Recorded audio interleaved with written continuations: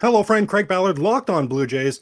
In today's episode of Locked On Blue Jays, is going to deep dive the sort of things that I think Don Mattingly is going to bring to the table for this organization. I'm very excited to have Donnie Baseball in the mix. Also, a look at the good and the bad and the ugly of what we've seen in spring training as that ends today. And of course, more.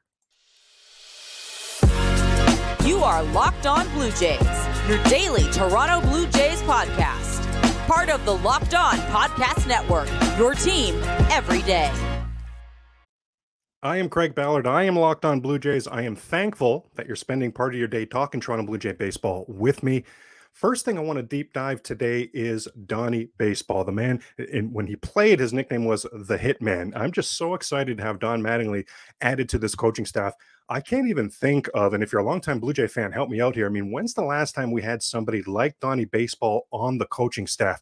And when I say, someone like Donnie Baseball, we're going to get into the sort of accountability that he's going to bring to the table for this team. But why would he even have the ears of these players? Why would they be seeking out Don Mattingly for help offensively and defensively? Well, the nickname Donnie Baseball, the nickname the Hitman, none of these things are just pulled out of a nickname hat, right? They were very, very earned. Don Mattingly was special as a baseball player. There are many, not even some, there are many who think that Don Mattingly should indeed be in the Hall of Fame for his accomplishments as a player. Don Mattingly, 6-time All-Star. That's going to work. How about 9-time Gold Glove winner? Wow.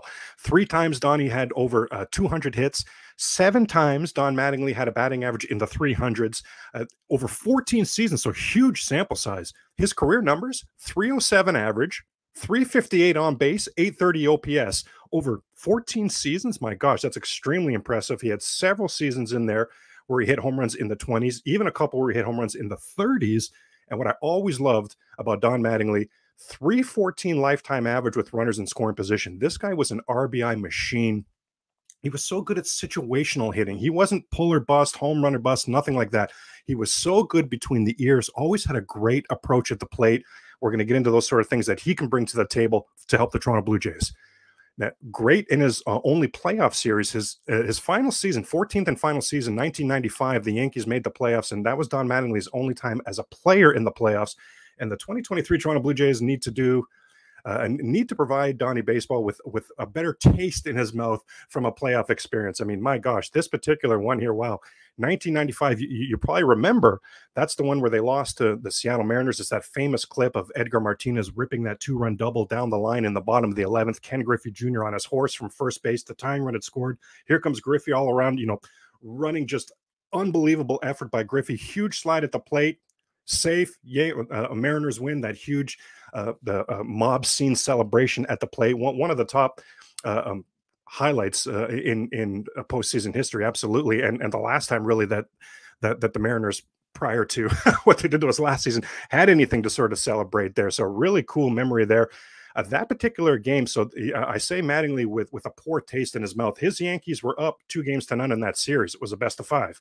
Seattle wins game 3. Seattle wins game 4. Game 5, deciding game at Seattle, 4-all going into the 9th inning. Yankees bring in Jack McDowell. Mariners bring in Randy Johnson. Yeah, so the starting pitchers were coming in because it was all hands on deck, right? It's the 5th and final game. That's in the 9th. They blank them. 10th, blank them. Now we go to the 11th. These McDowell and Randy Johnson still in the 11th. Top of the 11th, we got a leadoff walk. Now, Tony Fernandez, how cool is that? Some Blue Jay content here. Tony Fernandez, playing for the Yankees, would lay down a really nice bunt against Randy Johnson, would move that runner over to second. That runner would score. 5-4 Yankees going to the bottom of the 11th. Talk about the bad taste in Mattingly's mouth. The leadoff hitter is Joey Cora for the Mariners. He pulls a drag bunt down to Mattingly at first. He was a brilliant fielder, 9-time Gold Glove winner, right? Brilliant fielder. Mattingly makes a great play, fields the ball, lunges at Joey Cora to tag him out. Cora, in avoiding him, lunges and dives out of the way, and then huge controversy. He's safe, called safe. Was he out of the baseline? Yankees insisting he was out of the baseline. Umpires saying no, it was close, but no, he was not. He was in the baseline. Big argument, big controversy. This is well before, of course, the days of replay. Even looking at the replay, it's hard to see. It's hard to see. I mean, if Mattingly tagged them, he barely nicked them. And if he missed them, same thing. It was so close, so bang, bang, and just heartbreaking. Mattingly's whole point on it isn't even that he made the tag. His whole point is that him lunging to make the tag, forced the base runner, forced Joy Cora out of the baseline, and should have been called out. So the next batter is Ken Griffey Jr. base hit. And then on the very next pitch, I think it was the first pitch that Edgar Martinez ripped down the line for that double. There's that popular mob scene celebration for the Mariners at home plate. So just an awful taste in Don Mattingly's mouth. In 2020, Don Mattingly would be coach of the year, would be manager of the year in the National League, and take his Miami Marlins to the playoffs. They beat the Cubs 2-0 in the first series, but then would be unceremoniously swept by the Braves in the next series. So every time Mattingly's in the playoffs, it ends with a very, very bitter taste. So 2023 Toronto Blue Jays, come on, got to be better for Mattingly there. Again, I want to just reiterate, there are so many people who think that Don Mattingly should be in the Baseball Hall of Fame. As a manager with Miami, they played the Blue Jays in 2020 and 2021, and Mattingly commented that, hey, I can see the arrow is pointed way up for this franchise. They're brewing something special here. And he had fully thought, after parting ways with the Marlins a few months back, he had fully thought that 2023 would be a year off for him, at least 2023, if not further, where he'd just be with his family. And then at the end of 2023, take a look at the baseball landscape, maybe reevaluate and take a look at that point. Well, several teams called to gauge his interest in coming back in 2023. And he said it was only when the Toronto Blue Jays called that things got interesting. Even from that first conversation, Mattingly says that he walked away thinking, man, my plans may need to change. I don't know if I am going to be off in 2023. The Blue Jays are really piquing my interest. And he said they had many outstanding conversations, got really excited about joining this organization. Again, had seen in 2020 and 2021 that the Blue Jays were building something special here. So I'm so excited that Don Mattingly agrees that something special is being built here, and he wanted to be part of it. Now, what's the big thing that he's going to bring to the table as a coach, as a bench coach for this Toronto Blue Jay team? One word: accountability. Wow. It's only one word, but what a word. What a punch this thing packs. Accountability. If you're like me, then this is part of the bald head here, pulling your hair out in frustration. How many times the last few seasons have you seen the Blue Jays make mental errors out in the field, not throwing to the right base, missing cutoff men? How many times have you seen base running blunders by the Toronto Blue Jays the last few seasons? And how many times have you seen just clueless situational hitting from the Toronto Blue Jays? It's time and time again. Well, Don Mattingly addresses all of that. Right now, the Toronto Blue Jays, from what we've always seen, man on first and second, nobody out. Your job is to try to shoot that to right field to advance the runners. Whatever you need to do to advance those runners. That's situational hitting, right? That's how you can manufacture some runs. This is what the Blue Jays haven't been doing. We've been seeing the Jays time and time again in these situations, taking that 2-0 fastball on the outside corner, which is a perfect scenario to shoot that to right field, do exactly what you need to do. But the Blue Jays have been so home run or bust. They try to pull that pitch. Inevitably, it's a ground ball to the shortstop for a double play. That batter comes back to the Blue Jay dugout. Everyone just goes about their business. I don't see any words being mentioned to that player. I don't see any accountability happening. Now, you know, when you come back to the dugout, if you picture yourself coming back to the dugout, there's the screen there, and then there's the two entrances on one side or the other. On the far right side is where Vlad and all the guys there hang out. On the far left is where all the managers hang out, where Don Mattingly will be.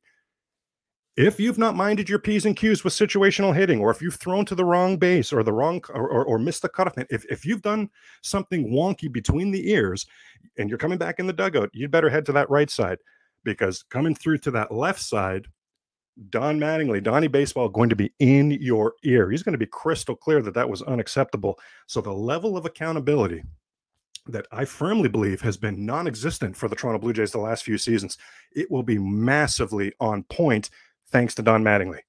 We've already seen Vlad talk about Vladimir Guerrero Jr., a Gold Glove winner, by the way, defending Gold Glove winner at first base, by the way. He's already spoken about how Don Mattingly has helped him with his defensive positioning, his footwork. And Don Mattingly won't just be an asset to defense at first base either. He is, between Donnie Baseball, right? Between the ears, he is as good as it gets. Got to bring that accountability, but he's going to help bring improvements to the approaches at the plate and to the fielding. And again, one word to describe everything that has to do with Don Mattingly: accountability. I'm very excited to have Donnie Baseball in the Blue Jays mix. Now let's talk a little LinkedIn. These days, every new potential hire can feel like a high-stakes wager for your small business.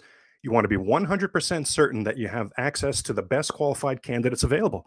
That's why you have to check out LinkedIn Jobs. LinkedIn Jobs helps find the right people for your team faster and for free. Add your job with the purple hashtag hiring frame to your LinkedIn profile. Spread the word that you're hiring. Simple tools like screening questions make it easy to focus on candidates with just the right skills and experience that you can quickly prioritize who you want to interview and hire. It's why small businesses rate LinkedIn Jobs #1 in delivering quality hires versus leading competitors.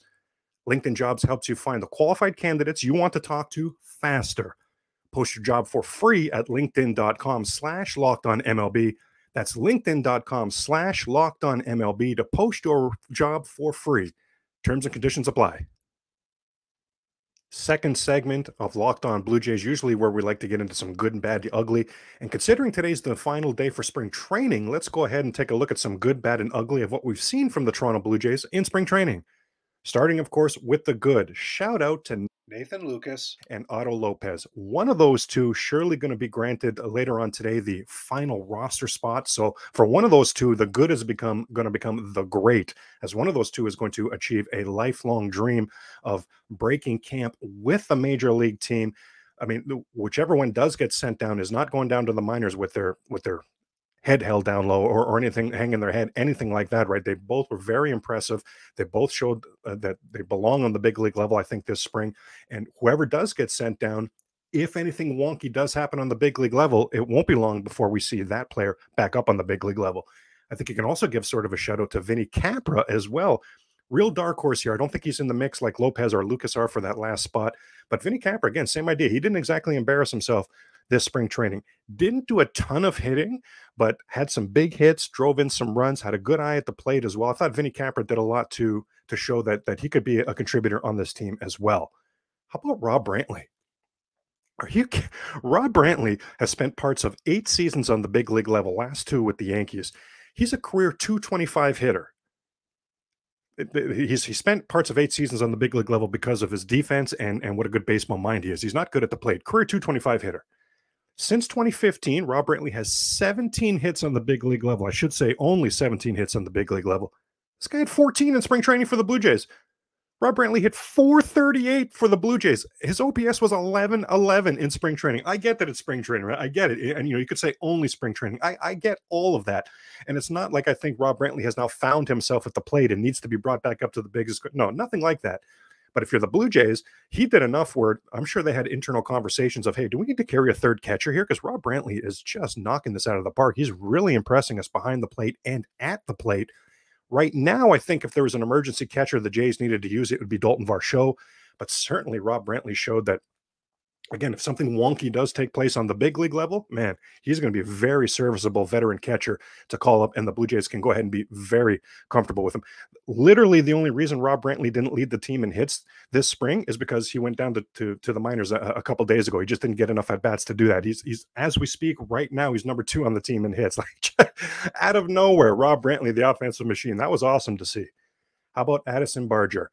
Now, sent down to the minors, yes, but what did we see from Barger? We saw that, again, somebody who didn't exactly embarrass himself out there at spring training and, in fact, showed a lot of promise. I really consider Addison Barger, and what I thought we saw from him was the left-handed version of Vladimir Guerrero Jr. And what I mean by that, when Barger forces the pitchers to come into the strike zone, like when Vlad does, that swing, now Barger's a lefty, right? Vlad's a righty, so different swing, different mechanics, sure. But the controlled violence, the whip that they bring that bat through the strike zone, extremely impressive. Addison Barger going to be on the big league level sooner rather than later. Would not surprise me if he contributes to the 2023 Toronto Blue Jays. 2024 and going forward, absolutely no doubt about it. You don't even pencil that in. You can pen that in. Addison Barger will be a big leaguer for the Toronto Blue Jays 2024 and going forward. At the latest, we may see him contribute. That's what he showed in spring training. He may be ready to contribute this season. Orelvis Martinez. Boy, somehow I'm in the minority here of still being really excited about Orelvis Martinez. I find a lot of Blue Jay fans have sort of moved on from him, not as excited. I'm massively excited about Orelvis Martinez, and I thought he hit really well in spring training. Orelvis, every single time we've seen Orelvis Martinez play his peers, so people that are his age, he's not just been good, he's been dominant. Where we've seen him scuffle and where people lose some faith in him is when he gets moved up in the rankings. Now he's playing older, more seasoned players, and it has taken him some time to get caught up to that. To me, that just feels like par for the course. At some point, it is all going to catch up where he is, in his early 20s, mid 20s, where he is playing all his peers. And I think that's going to be at the big league level. And I think Aurelvis Martinez showed this spring why he should still be a top prospect for the Blue Jays and somebody. I don't know if he can contribute. I don't know if Aurelvis can contribute in 2023 like Barger can. But man, I'm so excited about Aurelvis Martinez. He's another one where I say for sure 2024 and going forward, big time contributor to the Toronto Blue Jays. And I think he established, or I think he solidified that with a really good spring. Rainer Nunez only had the one home run. I think I only remember the one home run anyway. But I mean, it was crushed. He's got a lot of power. A lot to be excited about him coming through the system as well. How about the good and the bad and the ugly? How about some more good when it comes to what we saw in spring training? Springer, Bo, and Vladdy. Now, not just good to have Vlad back. That's already good, right? That Vlad was healthy and okay. But these guys who, I feel have to do the heavy lifting for this offense this season, these are the three that are tied for the team lead in home runs. So gotta like that. How about Whit Merrifield and Bo Bichette hitting well into the 300s? Well done. That's in the good category. Bo leading the team in hits, of course, but who's right behind Bo for the team lead in hits and who's also hitting well into the 300s, like 360? Kevin Kiermaier. Pardon me. Wow. We talked yesterday about the fact that you can be a World Series contender and have a poor hitter in your 9 spot if that poor hitter is elite defensively. And we said that describes Kevin Kiermaier. Well, my gosh. No shift. Could that help Kiermaier? Because traditionally, Kiermaier's not been a good hitter. No shift could help Kiermaier. And we looked at yesterday as well. Kiermaier career at Rogers Center is a 287 hitter. Now, all of a sudden, he seems to have found his bat in spring training. He's elite defensively. There's nothing that can happen where Kevin Kiermaier is not like a top 3 center fielder, an elite defensive center fielder. There's a lot that could happen where he's not a very good hitter. So really cool to see him have his hitting shoes on so far as a Toronto Blue Jay. How about Santiago Espinal? Now, what did we see from Espinal last season? We saw him break down as the season went on. Now, but you see the shape he came to camp this season. I think he really understood that. He clearly has put in the work in the offseason to build that body, to have it be a little bit more sustainable for the grinds of a long season. He's leading the team with 3 stolen bases, and I just think he's put himself in a really good position to get a lot of playing time for the Toronto Blue Jays this season. Vladdy and Varsho taking some walks. That can go in the good category. How about what we've seen from Kevin Gausman?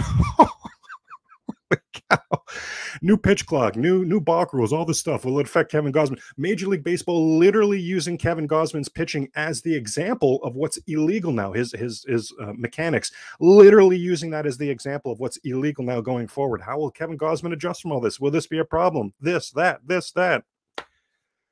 He's striking everybody out, and he didn't even allow a darn run in spring training. Pardon? Did not even allow a run. Struck everybody out and didn't allow any runs. Like, oh my gosh, Kevin Gausman, wow, incredible spring, certainly in the good category. Also in the good category, back into that bullpen, Jimmy Garcia, Jordan Romano, and Tim Meza, all looking really good. And finally, in the good category, shout out to Bowden Francis. I don't know, because there is some depth in this bullpen right now in AAA. So I don't know if Bowden Francis can contribute to the Jays this season, but man, he really looked the part, I thought, in spring training. Really interesting delivery, really interesting stuff. Just a name to keep in the back of your mind, some really nice depth. Now, there is some bad, of course. Headlining the bad, the longtime Blue Jay pitchers that were trying to make the team that just got hit all over the place. Drew Hutchison, Thomas Hatch, Trent Thornton, to a lesser extent, Casey Lawrence, all of these guys. Don't know if any of them will contribute to the team this season. All of them got hit around really, really poorly, really badly in spring training. Kevin Biggio. I've not given up on Kevin Biggio. I know I'm in the minority there. He started really well, too. Kevin Biggio started really well in spring, but the last couple of weeks, wow. 1 for his last 16 with 6 strikeouts in there. And whether the Blue Jays are looking for him to be a contributor this season or looking to showcase him as a trade piece, regardless, just a horrible ending, just a nightmare ending, firmly in the bad category. Could have been in an ugly category, but firmly in the bad category, the spring that Kevin Biggio put together. Alejandro Kirk, not exactly on fire. That's in the bad category. The Vlad injury, certainly he's back, yes, but just the fact that he was hurt at all is not ideal for us, for the Toronto Blue Jays. He is back hitting home runs, yes, but he's hitting just 250. That's in the bad category. Brandon Belt trying to get back to 100%. Ricky Tiedemann. Now, it doesn't look like his injury is going to be anything too concerning, but it's definitely led to now the announcement. I don't know if you've seen, but he is going to be part of a 6-man rotation in AAA just to try to help with that shoulder, help with the heavy lifting that he'll have to do this season. So not a devastating injury, didn't seem like by any stretch for Ricky T, but because we're so excited about this guy, any injury was going to fall in the bad category. How about the ugly? Because there is some ugly here. Now we're going to start with Yusei Kikuchi. Okay, let's strap in here. I know. How can you say how can he be in the ugly category? His numbers were eye-popping. I know. For me personally, the issue with Yusei Kikuchi has been that cutter is just atrocious. He seems to have scrapped it. Okay, good. But his fastball command. I haven't liked his fastball command very much in spring. His last start, I really liked it. But here's the thing about Yusei Kikuchi. I'm a glass half empty when it comes to Yusei Kikuchi, and I know there'll be a lot of glass half full that if he gets off to a good start, they're going to be saying, look at that. See, told you, Yusei, not even the 5th starter. He's the 4th starter. Let's see what Bassett does. Yusei could be the 3rd starter. There's going to be a lot of excitement if he gets off to a good start. What I'm saying is I need to see an entire season, and I say that because we've seen Yusei be good before, and it did not work out from a full season standpoint. 2021. First half of the season, Yusei 6-4, his ERA is 3.5. He makes the All-Star team. Second half of that exact same season, 1-5, ERA was 6. Still struck out a lot of guys, but 1-5, ERA was 6. The Seattle team that almost made the playoffs that season had a losing record when he pitched. None of this is encouraging or any good. And in that second half, remember, had a great first half, but he couldn't sustain it for a full season. In that second half, there was only one pitcher in all of baseball that was hit harder than Yusei Kikuchi. So I need to see an entire season. Again, I'm going to say I love that he seems to have scrapped that cutter. Get that cutter out of here. It was just awful. And he's brought a new pitch as well, which is hopefully some cause for optimism. What Kevin Gausman calls it, a curveball sliderish type of thing. That's how Gausman reacted when he first saw Kikuchi with the pitch. That's what he called it, a curveball sliderish kind of thing. And that coupled with the splitter and a few less fastballs, he's a Blue Jay, right? Like I am cheering for him. Believe me, I am rooting for Yusei Kikuchi, but I have to see it. I'm still in the wait and see category. And if I had to bet, would Kikuchi be good or bad? I'm absolutely going to bet bad because that's all we've ever seen from him. Dalton Varsho, oh boy. You know I'm excited about Dalton Varsho, but goodness, there's no other way to describe his spring other than ugly. And he says he's getting a lot of really good advice from teammates, and he thinks his bat will come around soon. But goodness, right here, right now, I mean, that's it barely over 200 he hit this spring, led the team in strikeouts, and hit just 1 home run. If you're going to lead the team in strikeouts, but you've got 5 or 6 home runs, if there's some sort of trade-off we can look at there, we may, it wouldn't be in the ugly category at the very least. But goodness, this is just all not been a good start. Been an ugly start for Dalton Varsho as a Toronto Blue Jay. Matt Chapman in a contract year, barely hitting over 200, 561 OPS. My goodness, didn't even hit a home run in spring. Brandon Belt didn't hit a home run in spring. Danny Jansen didn't hit a home run in spring. These are all in the ugly category. Danny Jansen didn't even hit 200 in spring. Yes, spring training. I get all of that, right? I get everything you're going to say here. It's spring training. It's not necessarily indicative. Even the things in the good category, not necessarily indicative that that's what the season is going to look like. I get all of that. I'm right there with you. For me, I'm always a believer that we can only go on what we have to go on. All we have to go on is spring. So in my opinion, that's what we've seen with the good and the bad, the ugly of the Toronto Blue Jays so far, or not so far, spring training jam done now. That's what we saw from the Blue Jays in spring training. The Built March Madness bracket is here. We know you have a favorite bar or puff. Now it's your time to make that count. If you go to builtmarchmadness.com to vote, that's builtmarchmadness.com to vote for your favorites. And when you vote for your favorite bar or puff, you'll be entered into a drawing where 50 lucky Locked On listeners will get a free box of Built. Not only that, but one Locked On fan will win a 12-month subscription to Built to have Built's best bars or puffs delivered monthly straight to your door. You got to try Built. Built is the best protein bar ever. Yeah, like seriously, they're so good. You're going to keep checking to make sure, hey, these are good for me, right? What makes Built bars and puffs so good? Well, for starters, high in protein, low in sugar, and how about covered in 100% real chocolate? Yes, 100% real chocolate. Run to builtmarchmadness.com right now to vote for your favorite bar or puff and pick up a box while you're there. You can vote every day in March, so hop in and support your pick. Third and final segment for today's Locked On Blue Jays. Not a whole lot of time for this third segment, but that's okay. We had some fun with some real good deep dives in the first 2 segments. Now, around here in the last segment, we like to really take a look into the numbers. And considering that, including today, we have 2 days left where we have to find a way to get through these next 2 days, and then it's go time for your 2023 Toronto Blue Jays. So that's the number we'll deep dive together today, number 2. So we'll start with some Locked On Blue Jays trivia.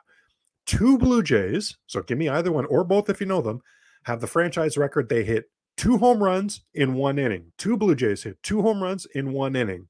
Drop your guesses in the comments.